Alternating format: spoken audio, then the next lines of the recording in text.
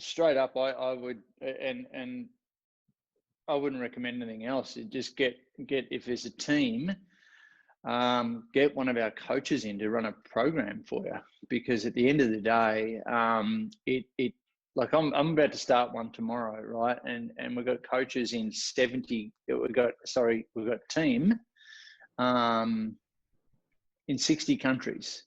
And I'm running a program for a team who's in 60, or a company that's in 60 countries, and they're all coming together, and hopefully they can all understand my Australian accent.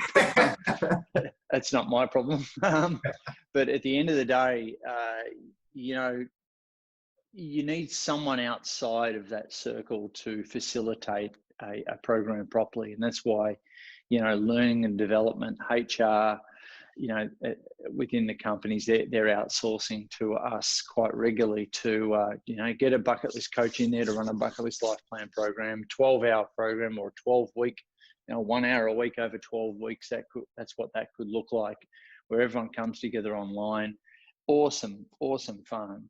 A lot of accountability, and how it really helps people, and it helps the flow on from doing a bucket list into work is crazy good. It's unreal, and it just helps them get more engaged in their own life, and more engaged in their family's life. And it's amazing for culture. It's amazing for teams. It's amazing to see how different levels within a company come together on they match values. So they have these bucket list things in common. Before you know it, companies are doing bucket list things together, and we unpack and unearth all of this stuff during these programs.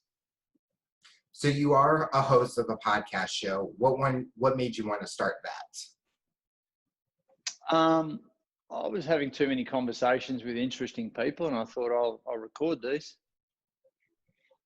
Yeah, because I come across them. It's pretty straightforward. Hey, and I'm interested in how people got to where they are, like you, and how their psychology works. So I've talked to some really interesting people. It's got nothing to do with bucket lists, half of them, but I don't care. I just like talking to interesting people. And I tend to get some really out there kind of thought leaders who I'm bonus if I get people on my show that I'm interested in talking to. It's a double bonus if my audience actually likes listening to it too. But so the cool thing about my reach is I've been able to get some really different kind of people on, and it helps me expand my awareness about certain topics. And, so I'm excited about expanding it. Like just on my show the other day, I had the founders of Mind Medicine Australia. So they're doing all experimental psychedelic research, and how it affects things like mental health, PTSD, and they've got angel investors and VCs and all this sort of thing to help build Mind Medicine Australia. And they're doing amazing studies right now, and championing that whole psychedelic clinical research to also help people with mental health. And it's just fascinating. It's fascinating. I could have spoken to them for like 5 hours. I'm just sitting there. I forgot all my questions.